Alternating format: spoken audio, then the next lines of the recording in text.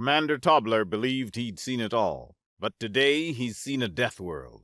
Not just any Deathworld. No, the Deathworld. It hasn't been that long since Commander Tobler was given command of the GUV Breaking Dawn. Even so, the ease with which he and his crew adjusted to its amenities was natural. It felt as if he'd spent years aboard this vessel, despite it having only finished construction barely 3 months prior. That's Union Standard years and months, of course, as measured by the cosmological cycles of the Galactic Union's capital world. The Breaking Dawn is state-of-the-art, equipped with a new type of FTL drive that folds the fabric of space-time itself, creating a sort of shockwave in the fabric that propels the ship along faster than any vessel could hope to travel by more conventional means. Even hyperspace lanes pale in comparison. The crew have taken to calling the Fold Core a bang in a bottle, in reference to the theorized origins of the universe. More important than its sheer speed, however, is the fact that it is entirely different from conventional means. It used to take decades, even centuries, to get a drone out to a new system and a jump gate built.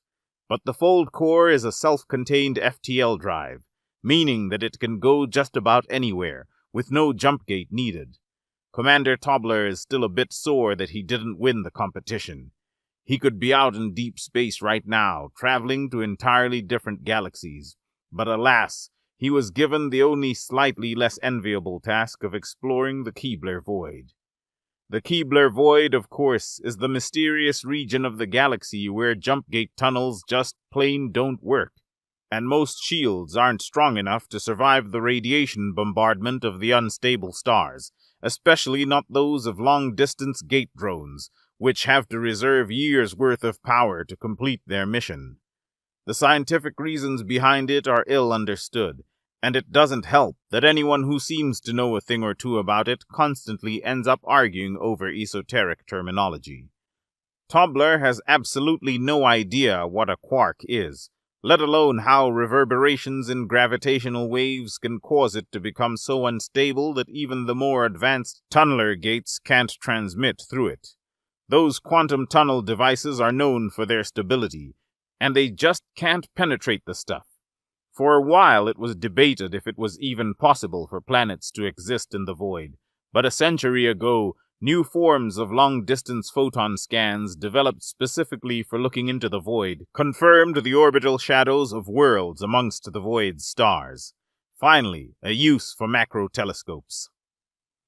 Regardless, the first ship ever to traverse the void and live to tell about it is the GUV Breaking Dawn, commanded by Tobler Juwatsit Razowski III and his crew. All of them veterans of the Polynid genocides, complemented, of course, by the standard comportment of government eggheads. "I've got to say," Tobler complained, "this sure is boring." What? Exclaimed Dr. Bowskyle. How could you say that? The amount of data we've been able to gather is... I don't care about your numbers and charts. I'm here to learn if there's life in this damnable void, and so far all we've found is lifeless rocks and gas giants, just like most everywhere else in the galaxy. So far, the only special thing about this stupid void is that I can't call my wife right now. None of us can. I haven't seen my daughter's face in 3 weeks. Tobler argued as the direction of his voice turned away from the scientist to vent at the blank view screen. "Yeah," chimed in Corporal Yuntorn. "I can barely sleep not knowing if either of my husbands are eating correctly. They're slobs. They wouldn't know a vitamin if I threw a supplement at them." God, Yun, do you really have to rub your love life in our faces? I get it's a cultural thing, but damn, I wish I were so lucky. All I've got is an ex and 2 kids that hate my guts. I should be out there hitting the clubs right now, not doing this damned callback work.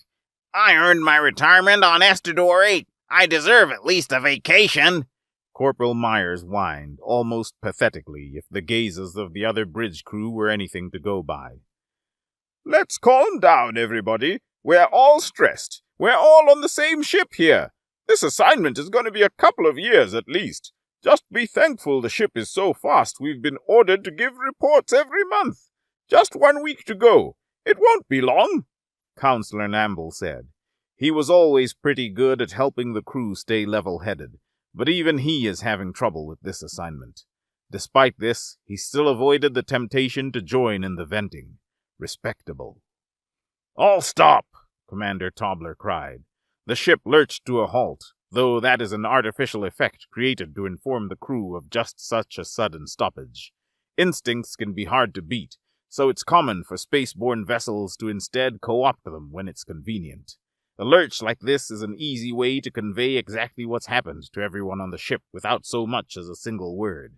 Most everything is secured, just in case actual combat happens, so there's no risk of anything getting knocked over. Commander Tobler appeared to be listening intently to something, a message from some other compartment of the ship.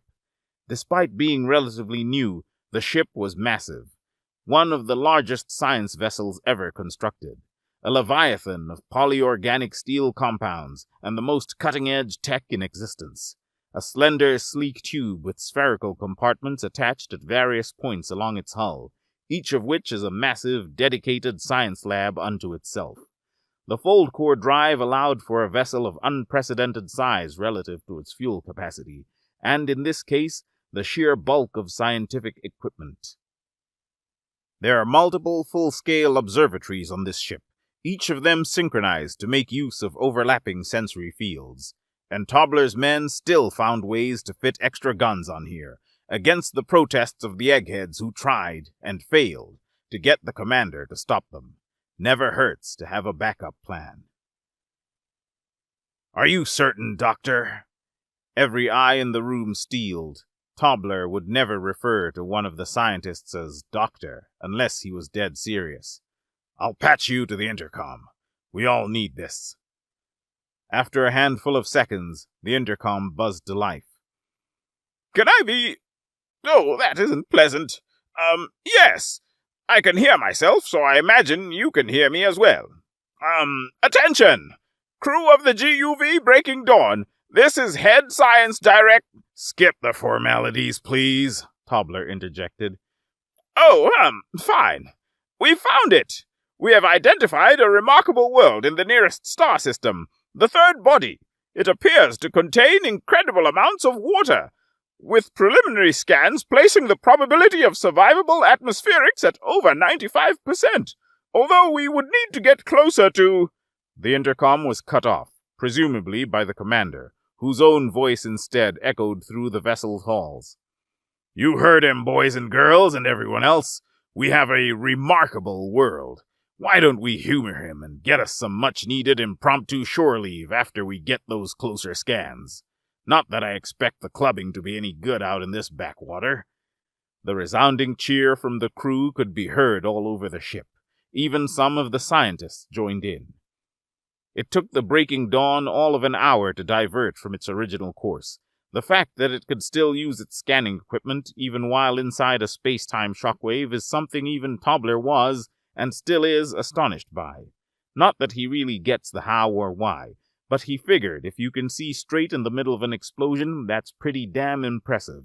And this fold core was described as pretty much a miniature Big Bang, so yeah, damn impressive. What wasn't impressive was the collective gasp of despair and breaths of disappointment when the ship dropped off the shockwave at a static orbit not far from the world's upper atmosphere. The whole planet is just barely in full view, except it wasn't a pristine garden world like the crew was hoping. It had water. Lots of it. Too much, actually, and all of it frozen so white it looked like a giant planet-sized snowball.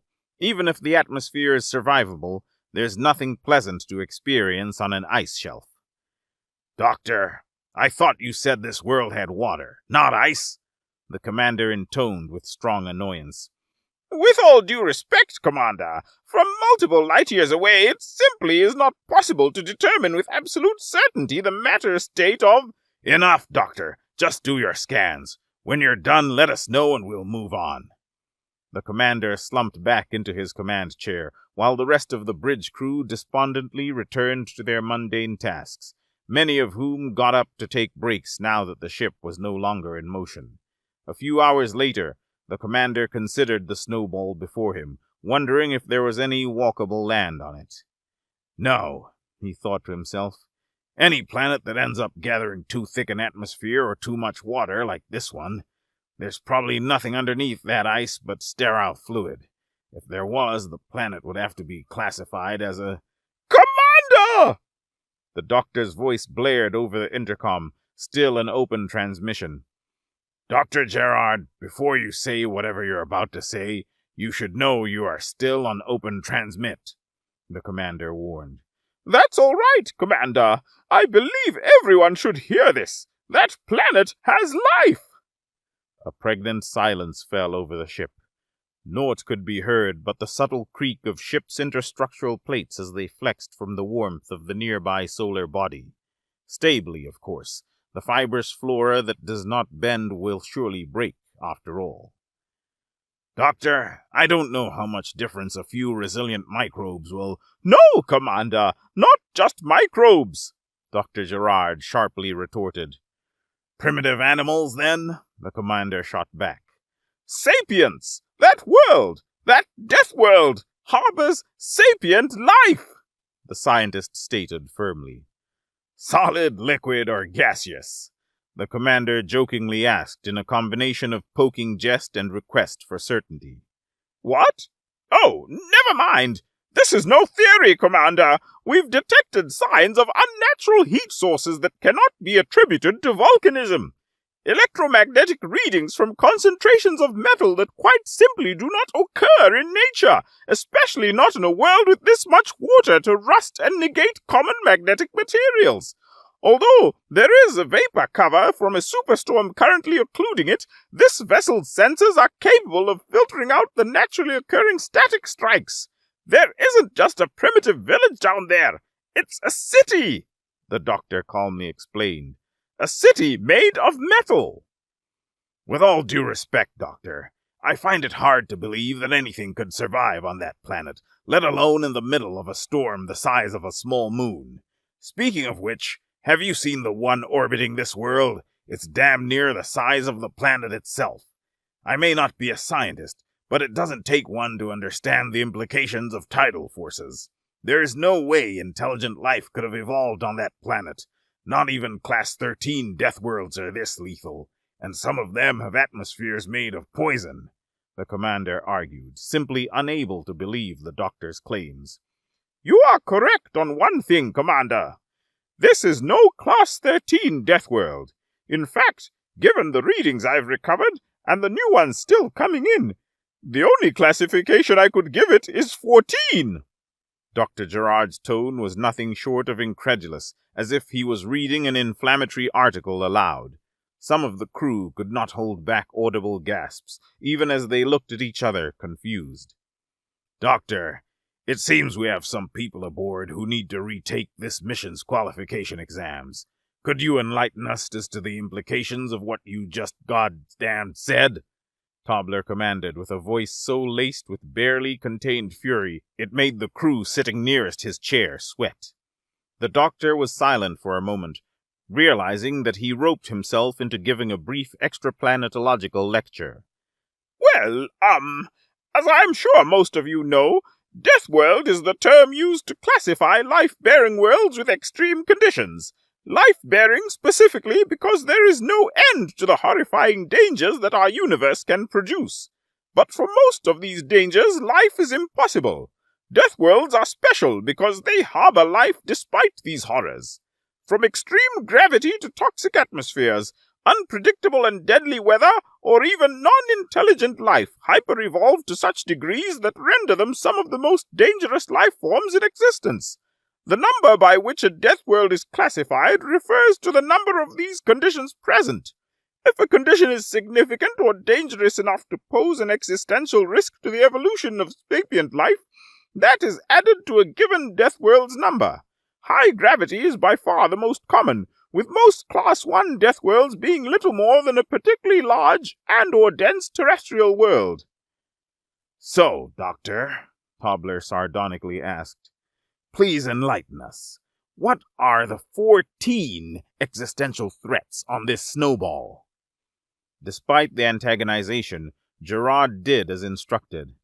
First off, It is indeed large and dense enough to sport a dangerously high gravity. Most sapient life forms would find the world lethal to stand upon without protective equipment to support their frames, and even then they would need to take pulse-boosting supplements to ensure their hearts do not give out under the pressure.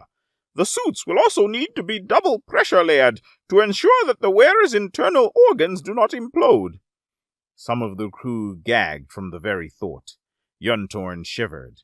Next is the atmosphere. Although estimates placed it at 95% likely to be survivable, the vapor cover occluded the lethally high concentrations of pure oxygen. Special filters will be needed to prevent hypoxia. The atmosphere also contains two other lethal conditions.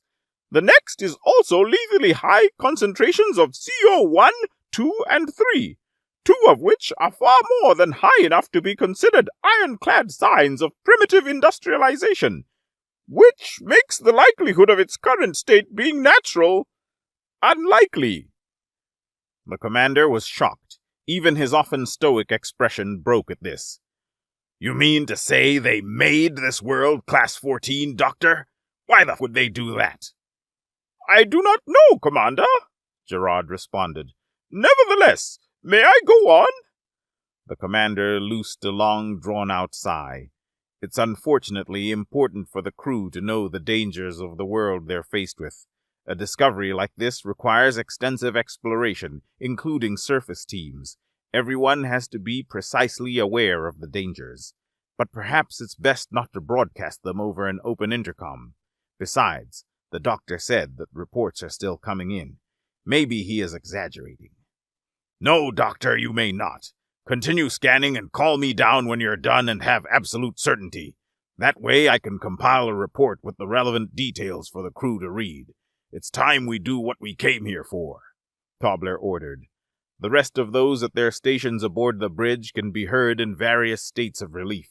No one was looking forward to Gerard's excited descriptions of hell itself. 1 Union Standard week passed, specified now because this Class 14 Deathworld's timetable is significantly faster than normal. From the looks of it, about 4 times faster, though there's no telling what sense of time sapience on such a hellhole would even have. Commander Tobler was in his quarters when a knock came at the door. Come in, he invited. One of the ship's few privates stepped in. Private An Mintain, barely 20 years old, Union Standard. By the standards of whatever people lived on that snowball, he'd be 80. Commander Tobler shuddered to think that this young, naive soul might be considered a grizzled veteran by anyone's standards. He offered a salute and spoke in a well-drilled tone. Sir, Private Mintain reporting, sir. Ah, Tobler replied. Private Mintain. At ease. What do you have for me? Sir, Head Science Director Gerard has requested your presence, sir, he answered. Finally, Tobler knew he'd told the doctor to gain absolute certainty, but he was beginning to wonder if the good doctor had finally met his match. Seems there was nothing to worry about, or perhaps there is. In any case, the commander is about to find out. Tobler stood, not bothering to change out of informal attire, and commanded the young soul, Lead the way, Private. The trip to the 3rd Observatory section didn't take long. The Breaking Dawn is state-of-the-art, and exceptionally well laid out, very much unlike the labyrinthine corridors of the older military vessels that commanders like Tobler have spent years on. Despite this, Tobler is very happy to have this vessel. It's nice to have nice things, even if they're not traditional. Easy to traverse circular hallways rounding the edges of the ship, with access doors for each section at each of the 8 standard planar points, far superior to the ugly, bulky square pathways, and far more space-efficient. The shape also allows the ship to go into a sort of low-power mode by turning off the artificial gravity and replacing it with a centripetal force via spinning. It's a bit awkward since the force decreases near the central chambers, and also that felt gravity reverses, making the floor the ceiling, but it lets the ship conserve incredible amounts of power in emergencies. The pair arrives, after barely a scant few minutes, at the 3rd Observatory. Dr. Gerard is already there, waiting for them. Ah, Commander Tobler! Thank you for accepting my request. After the initial report, I've gotten less than stellar welcomes from the rest of the crew. My very brief analysis has caused stress among them," the doctor intoned, his voice cold and calculated. "Damn straight, Doctor. What you described would be enough to traumatize children. But all the same, I take it this means you have even more bone-chilling news for me?" the commander inquired. "Yes and no. More news, though whether or not it is bone-chilling is up to you. As you know, I am unfamiliar with such concepts," Dr. Gerard explained. "Yes, I am aware of Androshan's complete and utter lack of a fear response. Perks of evolving on a paradise planet, I suppose," Tobler mused. "Curse, more like it. Take my people away from our perfectly safe home, and suddenly the inability to recognize danger becomes a very distinct disadvantage. I had to pass extensive tests to prove my cognitive abilities sufficient to supplement my lack in this area. Cognitive understanding of danger to replace instinctual fear. Even so, I am restricted by protocol from straying too far from my quarters. Even meeting you at the door here is a risk," Gerard, still all too coldly, elaborated.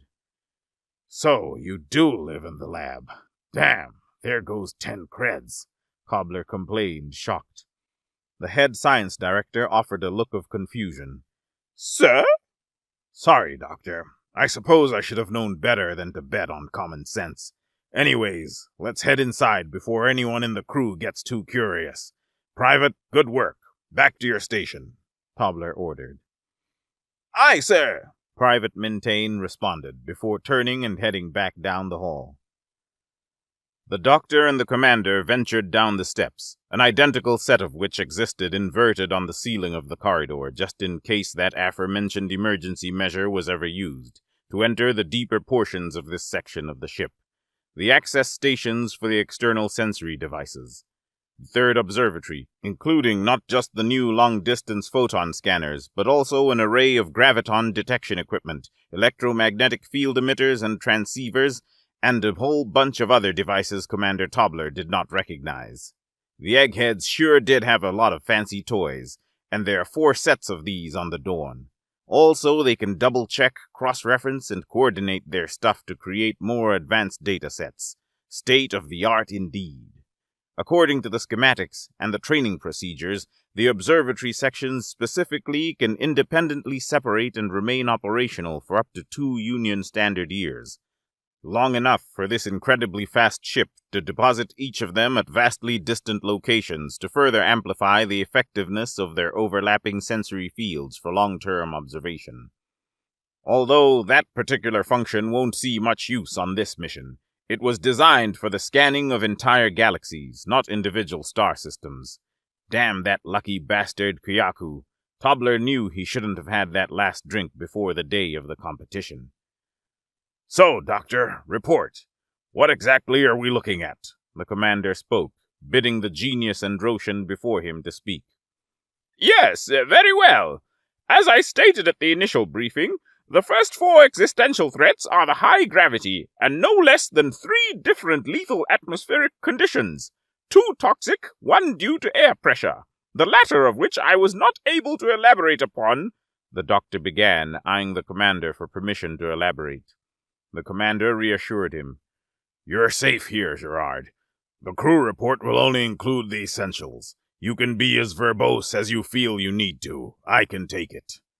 Gerard continued excitedly. "Thank you, Commander.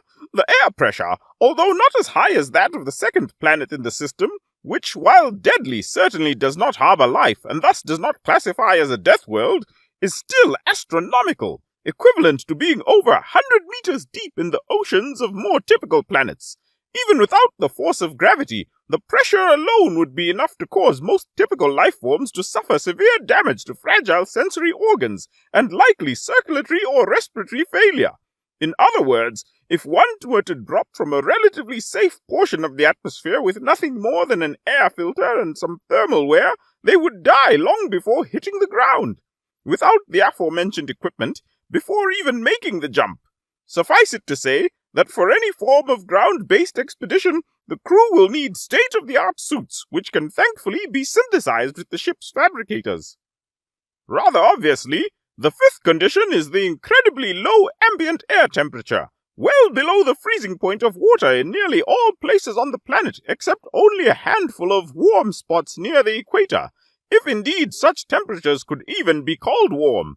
Wind speeds in most areas are also rather high, which in combination with the general temperature results in sharpened crystallized precipitation capable of maiming or fatally injuring those without proper protection.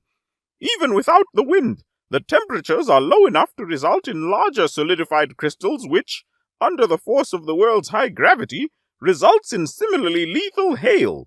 The wind patterns themselves are chaotic and close to unpredictable in the long term, but more importantly, frequently result in large-scale storms such as the one currently visible from orbit.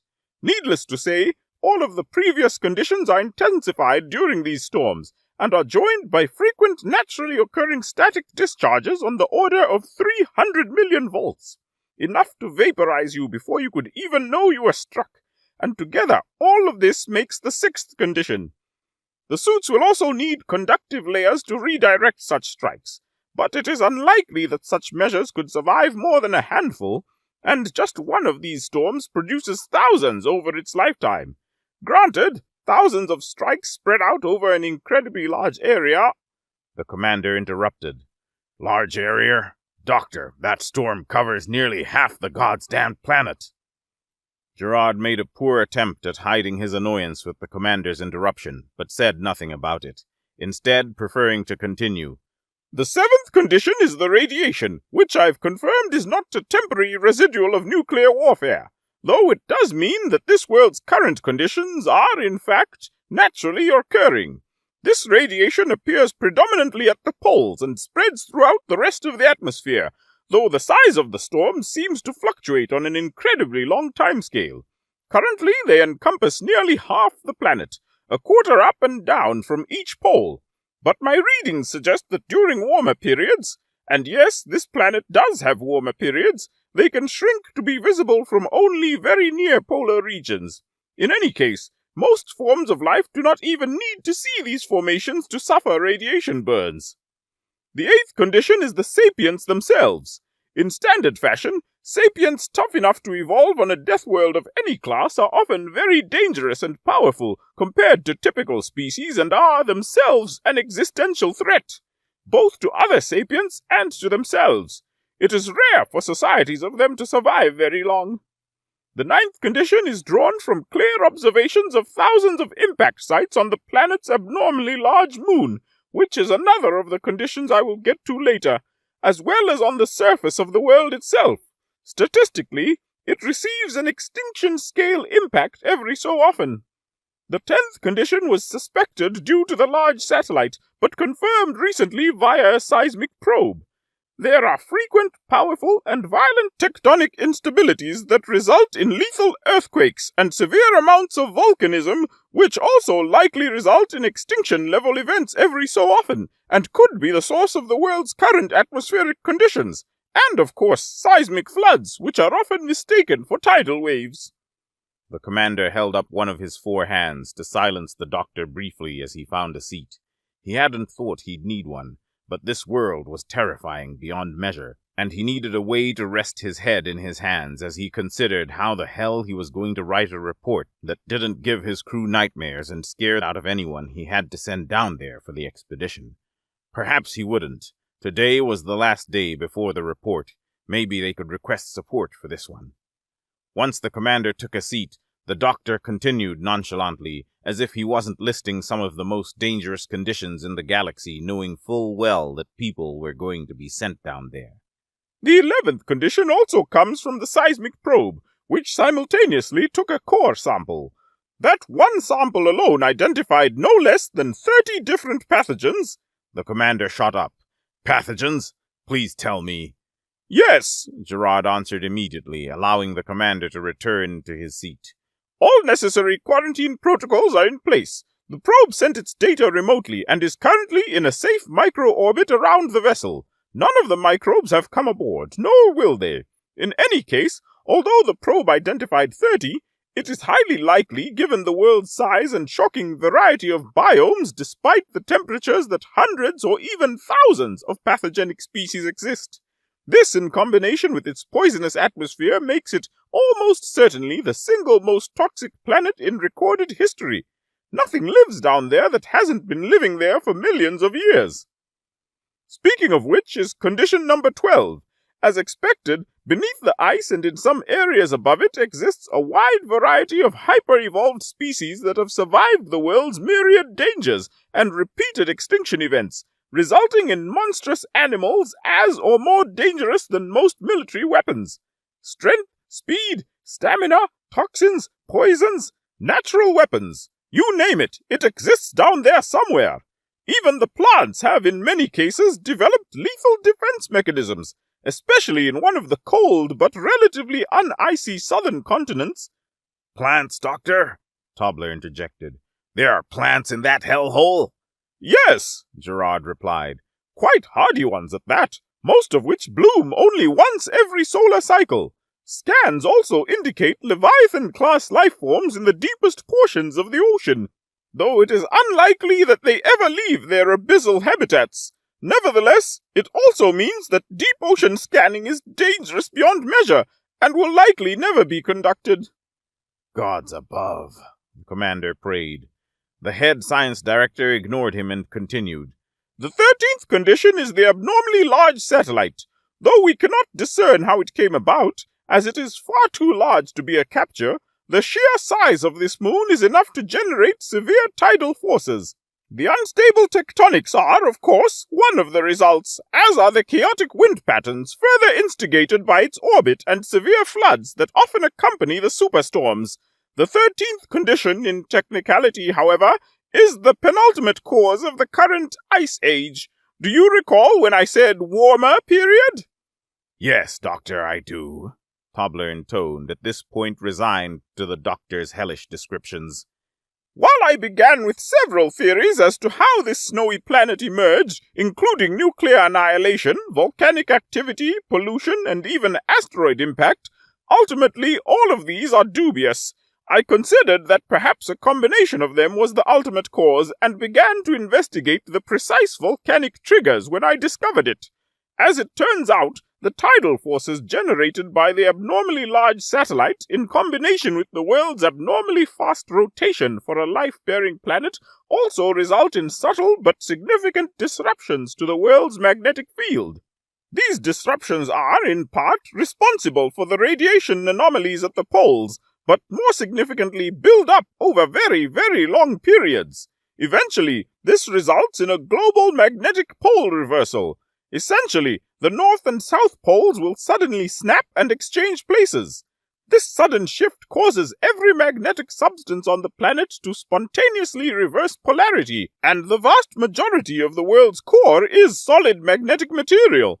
This causes an extreme disruption in the convectional currents of its molten mantle, and thus worldwide volcanic events. This pumps, frankly, mind-boggling amounts of particulates into the atmosphere and results in a rampant greenhouse effect. The commander looked up, confused. Greenhouse effect? I may be no scientist, but even I know that means warmer, Doctor, not colder. Head Science Director Gerard sighed for once. Yes, warmer at first, but as the temperatures climb, the oceans evaporate and the glaciers shrink, resulting in abnormally high amounts of atmospheric water. The polar water latches onto the atmospheric particulates and generates inconceivable amounts of cloud cover. Said cover then causes a sharp and dramatic decline in temperature, which then causes the polar ice caps to grow at a breakneck pace, which then causes light to reflect off the ice caps and further push away heat from the world, resulting in a chain reaction. As the clouds recede, the glaciers replace them until the entire world is frozen over. In the meantime, superstorms like the one you see right now form out of the global cloud cover and level anything and everything on the surface. Meanwhile, toxic atmospheric chemicals get pulled into the oceans by the precipitation and, at least in theory, suffocate any life down there, though this world's aquatic ecologies have somehow found a way to survive this. Nevertheless, it is a regularly scheduled extinction-level event to join the other two. Happens once every few 100,000 of its solar cycles, every 100,000 or so Union Standard years. In other words, well short enough a recurrence to, in theory, prevent the evolution of sapient life in general, let alone give them enough time to develop space-age technology to escape the disaster. Coupled with the impacts, volcanism, and highly dangerous wildlife, it is a wonder how these sapients ever came to be. Commander Tobler sighed and stood back up. He began to pace around the lab, stopping just before the viewport to once again find himself considering the hellish snowball before him, and the gargantuan storm tearing across its surface. Amazed by the notion that anything could live down there at all, let alone build a city capable of weathering such a thing. They probably never even saw it coming. As the doctor said, it would get warmer at first before the snap. To them, it probably seemed like a subtle warming. Even if they had thought it was caused by their technological development, he doubted they would stop advancing because of it. Caught by surprise, and yet they persisted. But even so, one question remained. "And Condition 14, Doctor? From the sounds of it, this Deathworld is like every other one in the galaxy put together in a bag and shaken like my favorite drink. It even has this unique satellite. What else could there possibly be?" Tobler asks, steeling himself for the final nightmare that Gerard has for him. Well, this one will likely be somewhat contentious, but given that we are the first to truly explore the Keebler Void, I think our expertise on the matter will solidify it without too much academic issue. That is to say, I believe the Keebler Void itself to be Condition 14. It was already known that the stars within the Void are the most unstable in the galaxy, for reasons that are still unknown. What is certain, however, is that every star in this region suffers from frequent and violent solar weather that often shoots literally astronomical jets of charged particles at its orbital bodies, bathing them in highly radioactive matter and energy. For most worlds, this alone makes life impossible. But this world's extraordinarily strong magnetic field is not dissimilar from the one employed by the Breaking Dawn whenever we hunker down to weather one of these solar storms. Even so, it is not as advanced and over an incredibly large area. Furthermore, due to its proximity, the long-term buildup of radiation is severe. It is likely that this radiation results in a dramatically higher mutation rate in even small microbial life forms, let alone the cells of macroorganisms. For such macroorganisms, this means that their genes degrade at a frighteningly fast pace. It is unlikely that anything on that world is capable of living longer than a handful of Union Standard decades. Simpler life forms may prove more resilient, possibly immortal for certain definitions, but complex and especially terrestrial animals certainly suffer from pitifully short lifespans, though for most of them, it is unlikely that they would die to, for lack of a better term, age, than to one of the other myriad dangers. For the sapiens, however, who likely found ways to dissuade such dangers with technology, rapid radiation-induced aging, cancer, and genetic defects built up over generations of mutation must plague them incessantly. Even I cannot imagine how a society where no one lives beyond the age of 25, if they can even retain higher functions past 17, could even operate at levels more advanced than simplistic tribal hierarchies. The doctor took a very long breath. This concludes my report, Commander. 100, Doctor. Tobler corrected him. Gerard asked, confused. Excuse me? Lives beyond 100. Their planet rotates 4 times faster than High Union. To them, they never live past 100. They probably start breaking down at what, 68? Sooner even? These people. They live faster than we do. 4 times faster. Maybe that's how they survived. Their lives are too short to care about long-term consequences, so they focus on living in the now. They focus on supporting the next generation. Gods, I cannot imagine how fast they have to reproduce just to avoid extinction, if they ever get off that planet, Tobler explained. Unlikely. Chances are, by the end of this ice age, the classification will be reduced to 13 due to the extinction of the local sapient population. I doubt, Gerard retorted, but was interrupted. They're alive, Doctor. They've survived to this point. If they were going to go extinct, they would have done so by now. If they could survive long enough to build metal cities amidst fatal toxins, lethal monsters, and cataclysmic weather, I see no reason why they couldn't weather this. What's the usual estimate for that kind of technology? 200,000 years Union Standard? Even with accelerated lifespans, they could only learn so quickly. If anything, that might slow them down. To have metal cities, they'd have to have survived 200,000 years at least. You said that ice age happens once every 100,000 or so, which means the fact that they are here at all is proof they've survived it before, with even less technological advantage. They'll be here, Doctor, Tobler stated confidently, as if hedging bets on a confident racing Ruthern. They're here to stay. You don't get it. Humans aren't like you and me. The doctor's eyes were large orange stalks sprouting out from his small four-armed body. You don't want a human fighting in the arena. Trust me on that. His name was Vamez, and he was desperately jumping from one operation table to the next, trying to save two different and poor creatures that had just made their way out of the arena. He was covered in smatterings of various blood and guts. The work and brutality had painted his distraught, hole-ridden gown into a kaleidoscope of alien biology. I've only seen a human once, and I've got no desire to see one again. Vamez was speaking to a large and shadowy alien. It was a brutish, hairy thing, and it watched the doctor bounce from medical disaster to medical disaster, clawed hand up close by its mouth, and demeanor careful. Its voice prowled out from its mouth. The Imperium wants one. I get that. Vamez shook his head, all four hands deftly and frenetically at work. But you're not listening to me. Humans are not creatures that should be messed with. There's rumors of one in the sector. The creature's name was Maleth. They want it. You're not listening to me. He snapped a bone back into place, the creature responding with a painful groan. Those humans, they... Vamez trailed off, eyes and thoughts being carried off. The creature raised an eyebrow. Yes, Doctor.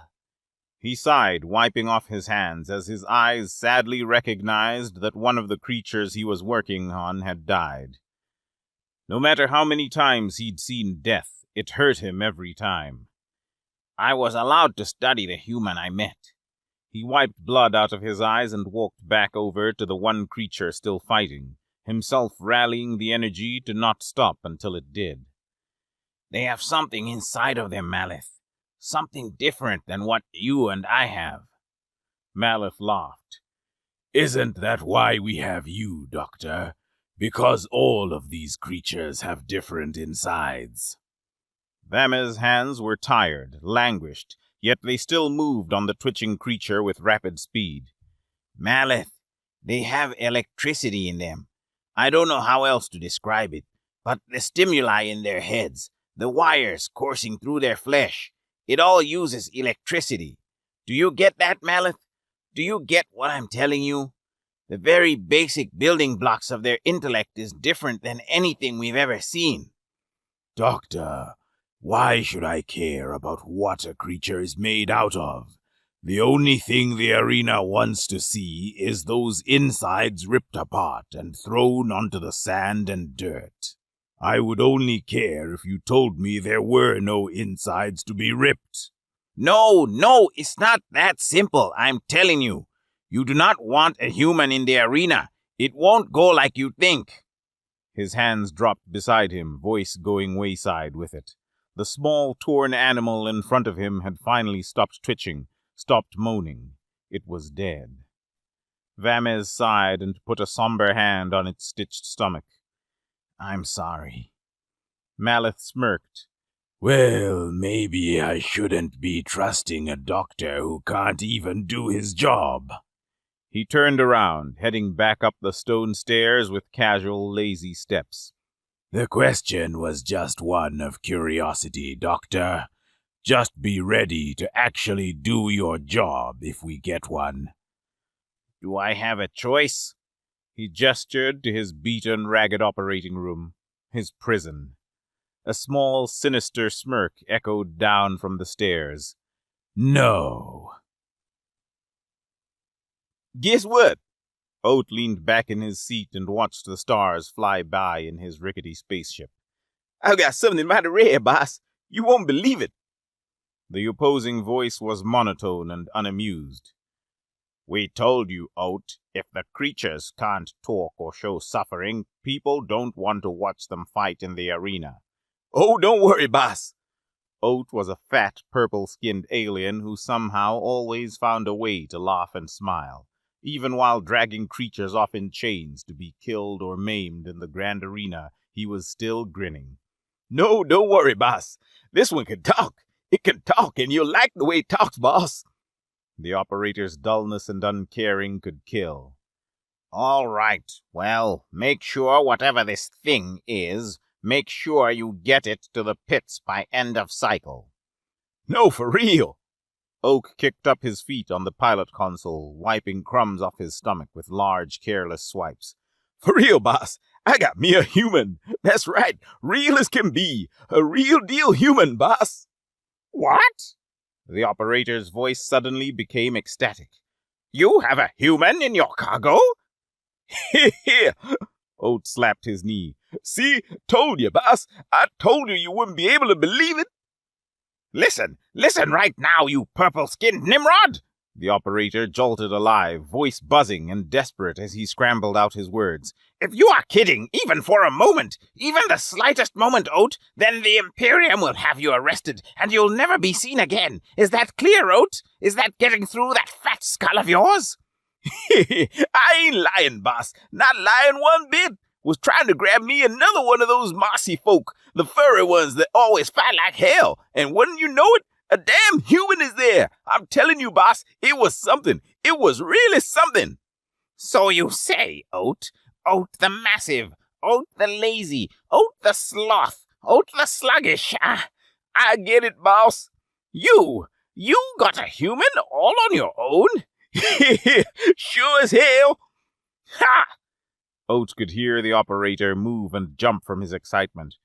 Oh, man! They're going to lose it! They're going to lose it, Oat! We're going to get paid so much for this! Yep, sure as hell! Oat, do you know when the last time a human fought in the Grand Arena was? When's that, boss? Never! He screamed it, his smile radiating through the radio. No one has ever been able to catch one! The Imperium have been dying to get their hands on one! Well, he let out a large, rumbling burp. They better be dying like hell to pay for one, too. I'm going to call the pits. They've got to know this is coming. Oh, man, they're going to prepare the largest event ever around this thing. You just get over here as fast as possible, Oat. Yeah! He stretched and yawned, causing his small chair to squeak under his moving mass. I'm getting there. He was casual and laughing, yet something in his mind had begun to irk him. The operator hadn't asked, nor would it have mattered, as Oat would never have told him the truth. But the human he found, it didn't fight. He just gave himself up. There was no epic, horrifying battle like people had always said there would be with a human. He just let Oat tie him up, not saying a word. It was going to make him rich, so Oat didn't complain, but he still couldn't shake that feeling of, why? He shook his head as his small ship tumbled through the stars, catching up to light speed and heading straight into the heart of the Imperium. While he was traveling, a wave had made its way across the intergalactic empire. All around, in the backwater stations and in the large metropolis, in the god-forsaken hellholes and in the rich utopias, the word got out. A human captured for the Grand Arena. The Grand Arena was a massive, ornate structure that floated on a meteor. It was set in a controlled orbit around the Imperium's capital planet, and the pits were the prisons located in the meteor's shadowy underbelly. By the time Oat finally arrived, proud and thumping off of his ship, a crowd had gathered. It was usually a ratty and rejected place, only slavers and slaves making their way through its filthy streets. Now, though, it was a bustling scene. What is this? Oat walked along the thin metal docks of the shipyard, trudging along and sneering as dozens and dozens of creatures clambered about from behind ropes and chains. They screamed and yelled to see the human, who Oat hadn't even got out of the cargo yet. You all just here for the little guy? Two black-suited, slick and serpent-like creatures came up. They were careful things, green-scaled and with flicking tongues. Their movements seemed as if they were one animal instead of two. One would duck its head, and the other would follow. They would walk in unison and rhythm that only heart and hand could maintain. "Hello," one wisped out, bowing its head. "The Oat?" Oat blinked, still confused by the sudden excitement and attention. "Well, yeah, that's me." "We're representatives of the Imperium," the other said with a sway of its head. "We are here to make sure the human is safe." "Yes," the other hissed. "He must be inspected." "Inspected?" Oat backed up to his ship, covering the entrance with his massive body. "What do you mean?" "We understand your hesitation," they both bowed. "but we assure you, we are not here to take your prize, just to make sure that the Imperium is going to get what it is being promised." One turned around and gestured to a troop of 12 fully armored, heavily gunned, and dreadfully serious soldiers heading their way in formation, clearing the crowd with their march. "They are here to protect your bounty." Oat shifted on his feet, looking around with skittish eyes. "Protect it, huh?" He adjusted the bounty hunter vest around him and scrunched his nose. "Think I can take care of that." "Yes, yes." They were always dancing their heads side to side. "Yes, we are sure, but we must also march it to the doctor. He will confirm it is what you say it is." "Confirm?" Oat puffed up his chest. "What, you can't just look at the thing? It's a damn human. I said it's a human, and I ain't no liar. It's a damn human." The two snakes bowed deeply. "Yes, of course, of course. But," one spoke quickly, "it is a precaution. The Imperium is a careful institution." "Very careful," said the other. "Now come, enough of this talk. Bring out the human." Oat looked around. The chaos and mayhem had been sucked away by those words. Like a freezing plague, the mention of the human brought the crowds to a still, almost eerie hush. More guards arrived and rallied into a large circle around the docks, and the snakes looked at him with yellow, piercing eyes. It was a moment filled with sulfur and tension, and Oat twisted his mouth as he understood that it was his move next. "All right," he nodded. "All right, yeah, let's bring this thing out." A horrible thought struck him. He recalled back to the capture, to his original suspicious run-in with the human. It made him uneasy, on guard even, and he was suddenly happy for the large support of firepower around him. Even then, though, if that would have to happen, if it did get nasty, he had a feeling that those Imperium freaks wouldn't be too careful to spare him in the ensuing gunfire. Oat turned to his cargo, placing his hand on the door and taking a deep breath. The handle twisted, and a small, airy hiss crawled out. Every eye searched for a view. Every creature clawed and clamored for a look. Oat opened the large door, and there, perfectly still, just as he had placed him before, was the human. "Oh," one of the snakes said almost instinctively. "There it is." Oat coughed and pulled up his pants. "All right, buddy." He spoke to the human with much more hesitation than when he had captured him. "Time to go, bud. Gotta get you to the doctor or something." The human was a young man. He was small and of a nimble build. He had medium, dirty blonde hair that slightly covered brooding eyes, and carried an air as if he was always at a funeral. His hands and feet were tied, and his mouth had a crude rope tight around it so he couldn't speak. Oat had been afraid to hear him talk. "I'ma let you do the walking, buddy." He cut his feet, freeing the small man. Oat stopped when raising up from his feet, staring at the man's bound mouth. He thought for a long moment, both curiosity and a want for answers tearing at him. "Tell you what, old buddy," he tried to keep his cool, lazy demeanor. "Let's let them teeth show too. Audience loves a good biter." He snipped the rope, letting it drop by the human's neck. Yet even with both leg and tongue being freed, the human hadn't moved. He just sort of stared at Oat, a haunting, unsettling stare. It caused Oat to back up and discreetly brush a chill from his arms. Come now, the snake seethed with excitement. Let's get the human out to the doctor. There's so much that is yet to be done. Oat's fist tied to knots. "He ain't leaving my side, not till I get what's due to me." Yes, of course. They both nodded. Of course, let us go. He took a big breath and swallowed. "All right, buddy, let's go." The human stood up. The speed and sudden snap of his movements made even the snakes jump, and that small bolt of activity was just enough to relight the fires of tension from the crowd. A roar took over the area, and the scene suddenly became a sea of clawing aliens, of desperate fans crying to get a better view of the human. Guards kept people back, and an alley of bodies formed, flanked and held up by the tall, black-armored brutes. The pits had never seen such a sight. The trash place had in itself turned into an arena spectacle. "Stars above!" Oat was in disbelief as he led the human away. The snakes were close behind, all accompanied by multiple guards.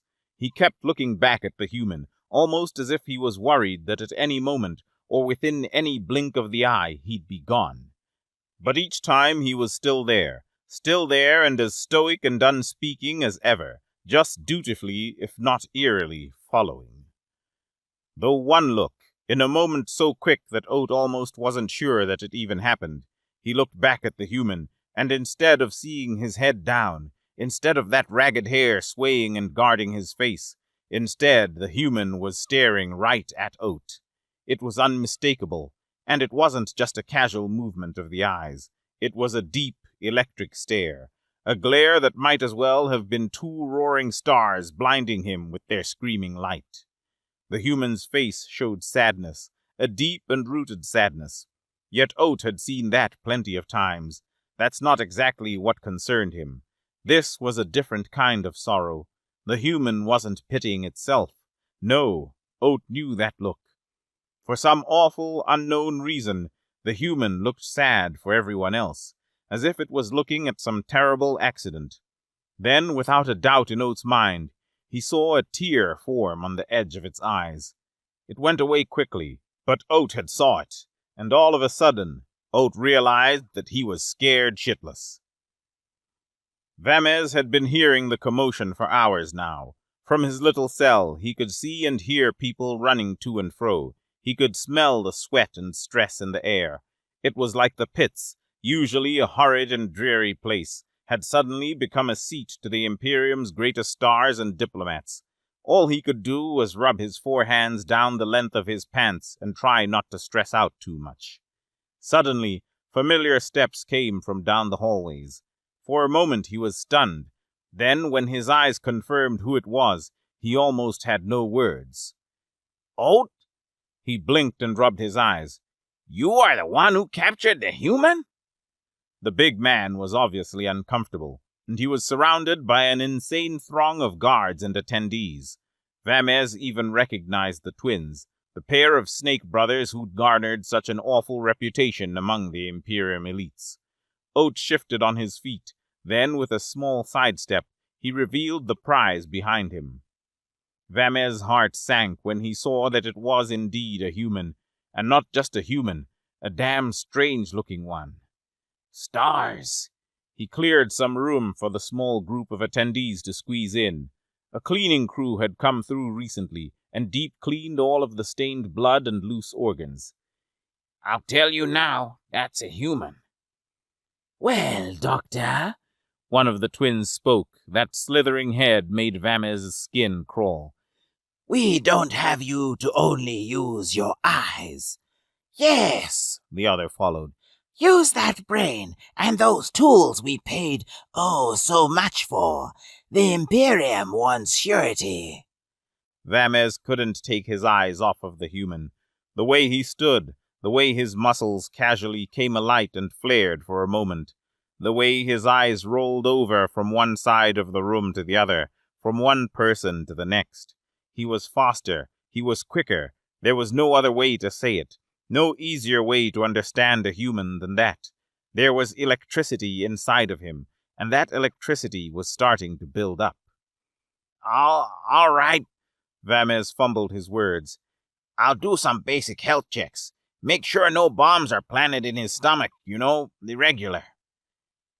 Please. He showed the door of his small room to everyone. This is a tiny place. I already barely have enough space on my own. Wait a damn minute, Oat huffed with anger. I ain't leaving this damn thing. Stars, if anything needs to leave, it's you. Vamez had dealt with the infamous Oat more times than he cared to remember. Sometimes I'm surprised you can fit through the doors here in the first place.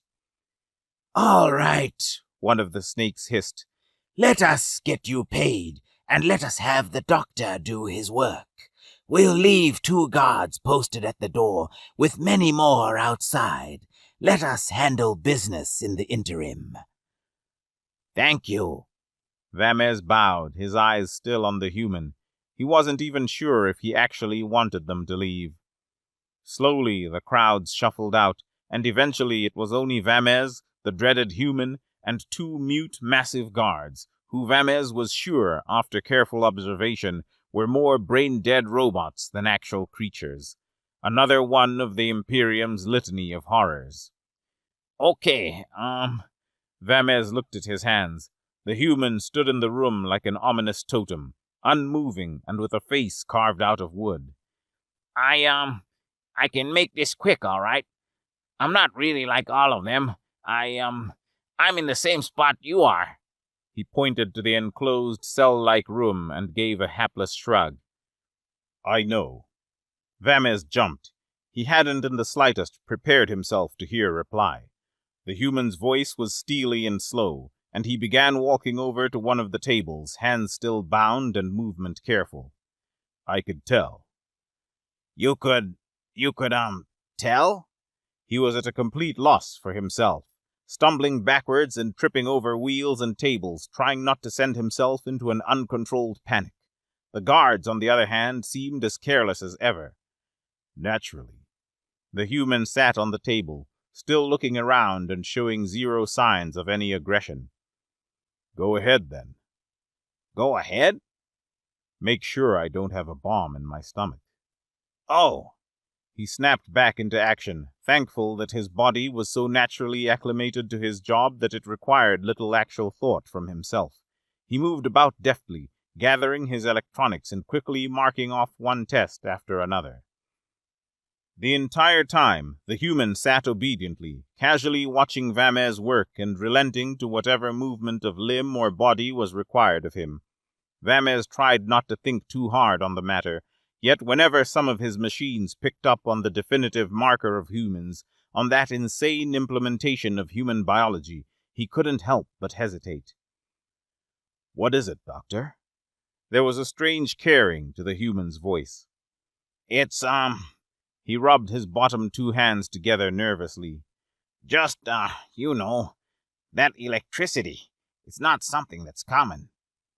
It's unique to Earth. Yes, so I have heard. Silence prevailed for a while, and Vamez was beginning to hate the feeling of the human's eyes on him. They were relentless, and they were without a doubt perceptive. Do you want to know something, Doctor? He wasn't sure if he was. All right. This electricity confuses you, and to tell you the truth, it had confused us humans for eons too. No one knew of Earth's history, let alone of humans themselves. He took a deep breath. Oh? It's true. For the longest time we thought it was just the way nature had to be, the only way that any sort of intelligence could appear. The biologist in Vamez laughed automatically. Oh, well, that is certainly not the case. We know that now, the human laughed back, making Vamez feel terribly confused and uneasy. We just didn't understand the power inside of us. We couldn't see the gift we had, Doctor. Vamez turned around to grab something from a table, and he stopped above his litany of tools, hands hovering as his mind worked in circles. Oh? Curiosity was a gnawing, relentless trait of his race. Gift? Yes.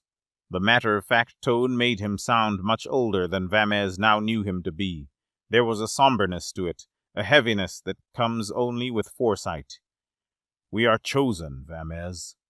He twitched slightly at hearing his name. Chosen? That's right. He tapped his fingers on the table, his nervous nature taking control. I don't understand. We didn't either, for the longest time. He spoke like he didn't want to speak, but needed to. There was a silent urgency, a sense of gravity and importance that was making Vamez unable to remain calm. But that's all going to change now. What? Don't worry. I'll try to make sure you're okay. Wait, I don't Before anything else could be said, Vamez heard the familiar steps of Maleth treading down the stairs. He turned quickly and saw the beast open the door between the guards, a new and expensive suit adorning his thick fur. Hello, Doctor. Vamez blinked and tried to keep his racing, raging thoughts in line. Maleth! A gnarly, toothy grin overtook the horrible beast. I think you are done now, Doctor. He was looking at the human, and it was obvious that he liked what he saw. The arena is calling. Vamez had been able to hear the slow build-up of a crowd on the other side of the asteroid for a while. Now it was easy to see that more creatures than ever before had gathered on their small rock of entertainment. Well, Vamez's hands slumped beside him. I guess I'm done then. The human has nothing unusual about them. Well, let me get that straight. There are many unusual things about them, but that is just humans. Well, then. Maleth's voice was filled with pride and expectation.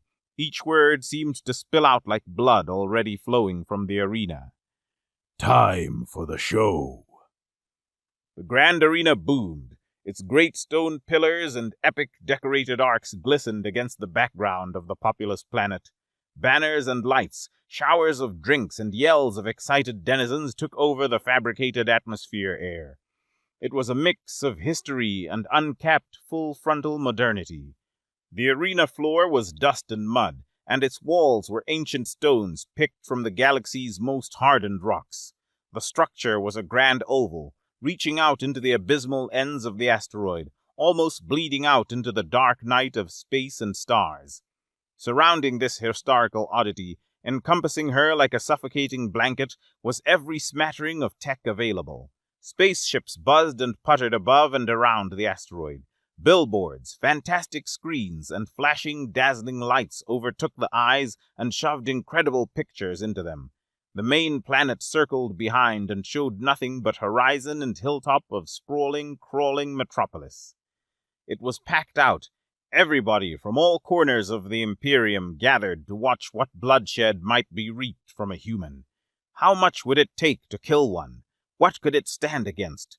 All of the rumors would finally end, and that's how it was advertised. The universe's great mystery, finally unraveled. Maleth sat in the holy box, a spot dedicated only for those working in or directly with the Imperium's royals, or in this case, a royal themselves. A true rarity, as the Holy Family almost never left their various temples. As boss of the Grand Arena, Maleth had to make sure that all went exactly as planned. Holy Princess. He bowed before the hundreds-of-year-old, regaled and pomped princess, fourth daughter to the sacred lady herself. Having such an important and divine figure inside of the arena was a great honor. We have prepared for you today a show that shall never be matched again among the stars. The princess was a stringy blue alien. Her face sagged with the immense weight of staved-off medically muted time, and every inch of her shriveled skin was adorned with either white, curling tattoos or fantastic gems and jewels of grandeur. Her voice and motions were almost flung out from her, as if everything she did was a spit, a guttural reaction to the dirt and filth around her. Let it go! She waved and spoke in a horribly shrill pitch. The crowd of aliens screamed with excitement at her announcement to begin. Let it go, finally! Let it go! Let it go! Of course, my holiness. He bowed and smiled, twirling a hand behind him to start the event. Of course. Lights finally collapsed towards the arena. All extra signs, sounds, advertisements, and distractions halted instantly. Every screen and board now showed angles of the arena. Every creature sat ready and waiting. The place stopped and became tense, became ready. Maleth ran up to a platform before the holy box, roaring into a mic with endless, bountiful pride. Citizens! His voice scratched across the arena. It poured into the far reaches of space. He was loud, he was excited, and he was epic. The time had finally come. Today, after dozens of great shows, as you all are always used to, we move on to the main event, the captivating moment that we have all been waiting for. He dramatically gestured down towards the center of the arena, spotlights following with a spinning flare. There the human, no longer bound or chained, no longer restricted, arose slowly, small laser gun in hand. The human! The place erupted, frothing at the mouth and brimming with a lust for new exotic violence. Today, our chosen champion is given only a pistol. Now let us see what this human is capable of! The arena suddenly transformed. Small walls jutted out from the ground and formed a sort of maze, a collection of pockets and spaces where someone or something could hide from the human. The attendees got a perfect glimpse of everything from their angles and cameras. Only the human was left in the dark. From the edges of the walls, holes opened up, and slinking, screaming monstrosities emerged. Terrible nightmares of claws, teeth, talons, and whipping tails. All of it was extravagant. It was over the top and exciting. Everything except the human. In the center of it all, he sat motionless, still as a statue and seemingly content as one too. He did nothing. While being introduced, he'd decided to sit down cross-legged, hands on his legs and eyes closed, and now the beasts were closing in. A strange worry came across the crowd, none more so than Maleth. As they watched the humans sit and do nothing, they became worried that humans might not be all that they're cracked up to be. Maybe this human was scared and just waiting to die. Maybe all of the rumors were just that, rumors. What is it doing? One of the showrunners asked Maleth from behind him, obvious worry in her voice. He growled, I don't know. The moment of truth came soon enough. One of the killers, a six-legged, biting little demon, turned from a corner and saw an open corridor towards the human. All of the cameras focused in, everyone hushed. A knife's edge was at the throat of the whole Imperium. The time had come. It screamed and snarled, breaking out into a sprint and bounding at ridiculous speeds. Maleth tightened his fists. He could hear the princess lean in curiously from her chair. It was all happening so fast. Everyone was watching. Everyone was entranced. Then, without as much as a flinch, the human just smiled. The beast jumped. Everyone's hearts pulsed. It was right upon him and... all of the lights had suddenly snapped off. What? Maleth stood up with a jolt. Every burning spotlight, gigantic flat screen, and flashing, pulsing attraction, they were all off. The grand arena was in grand darkness. Is this part of the show? The princess creaked. On with it! On with it! The lights quickly snapped back on. People screamed and clamored to see what happened. Stars. Maleth leaned forward over his box. What in the... Every beast, all of them in every corner of the arena, they were all dead. Each one had what looked to be one precise shot through their skull. Not a sound or even a muzzle flash had shown in the darkness. In mere seconds, every beast had been slain, and, to the horror of Maleth, the human was nowhere to be seen.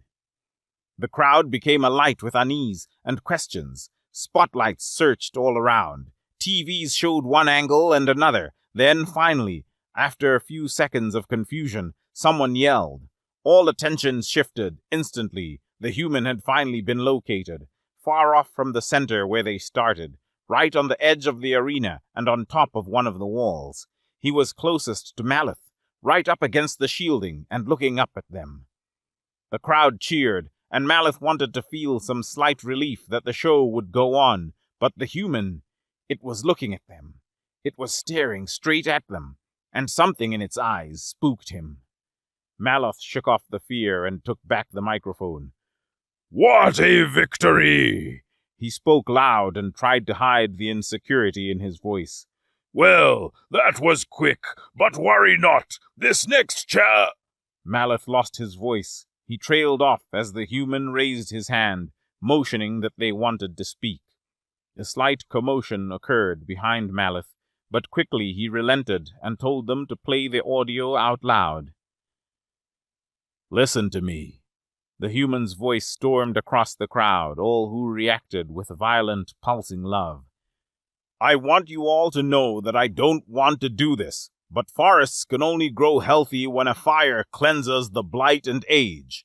And this forest, this place you have here, it is sick, horribly sick. Maleth coughed, hesitating at the mic. That was a great victory, human. But no, you are not done yet. You're right. I'm not done yet. His voice was cold, ripping steel. But I'm afraid that it is time these theatrics stop. He walked closer to the shielding around the arena. As he stepped up to it, the blue phasmic shroud of its effect became more visible. Human, Maleth spoke sternly. That shield is some of the strongest in the Imperium. I promise you, there is no escaping it. The human moved slowly, and he calmly raised his palm and placed it against the pulsing tech. My name is Adam. A memory gripped Maleth like it was a snapping serpent. He saw Vamez, worried and serious, telling him a strange exotic fact. The humans have electricity inside them. Maleth became sick to his stomach.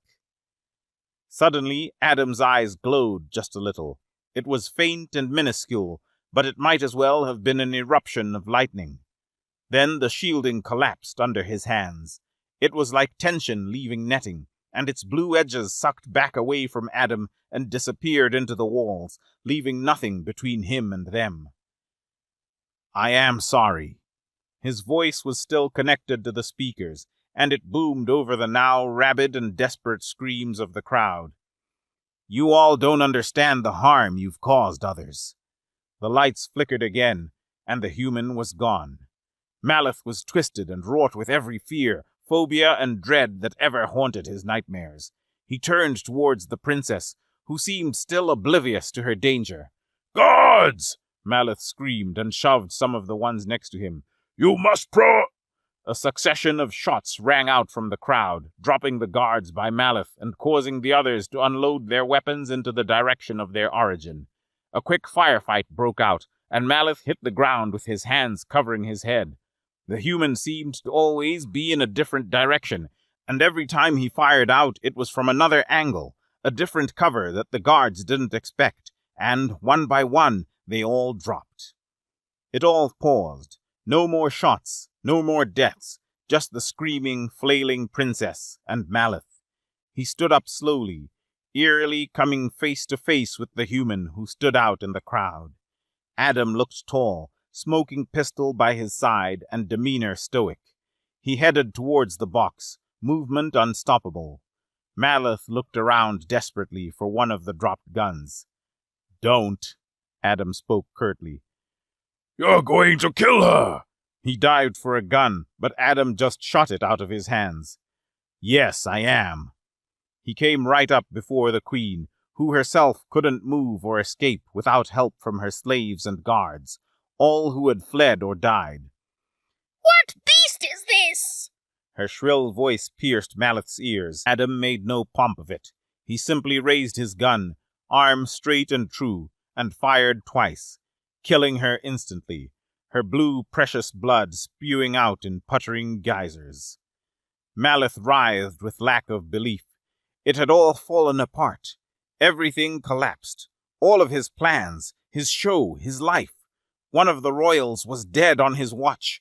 A royal hadn't died in centuries, and here one didn't just die, but was brutally, horrifically slain. He looked down at his hands, blinking and in shock. Adam lowered his gun slowly, turning his gaze towards Malith. You know that I must kill you too, right? What have you done? His voice was a pitiful, sorrowed cry. What have you done? Adam nodded. A horrible thing, yes, but a necessary thing. Stars! Stars! She was a royal! A royal! One of many. He walked closer to Malith, staring over the once proud, elegant creature. I suspect my show here is going to make tracking down the rest much harder. Why? He shook his head, crying into his hands. Just why? Adam knelt down beside him, eyes somehow caring amidst it all. Your doctor had us humans right, Malith. We humans have electricity inside of us. It pulses in our veins and powers our mind. It is a gift, Malith, but it is also a horrible responsibility. Malith heard more guards getting closer, and Adam too quickly looked up to see how near they were. The moment we realized our power was the moment we also realized what needed to be done. He stood back up, pistol tight in hand. You will die. Hatred had finally found Malith. He spat out his words amongst his tears. The Imperium is made up of billions upon billions. The royals will never fall to one man. Well, he looked up from the asteroid right into the night sky, eyeing a small, faint cluster of lights moving their way. I suppose you missed the part where I said we. You all will fail. It is impossible. Impossible! Adam brought his eyes back down towards him, and in them Malith saw tears. They were small and welled at the side of each iris, but true and deep. Adam nodded, a pained grimace finding his chin. Maybe. He raised his gun. But that's the thing you're going to have to learn about humans. It's not impossible unless we try. He shot Malith twice, killing him instantly. Adam sighed deeply, looking back to the 3 small rickety ships heading his way. It was small, but it was the start of something he'd been planning for a long, long time, and it was finally coming into motion. He took a deep breath, collecting in him the energy, the passion, the electricity to carry out what must be done. Time for the show.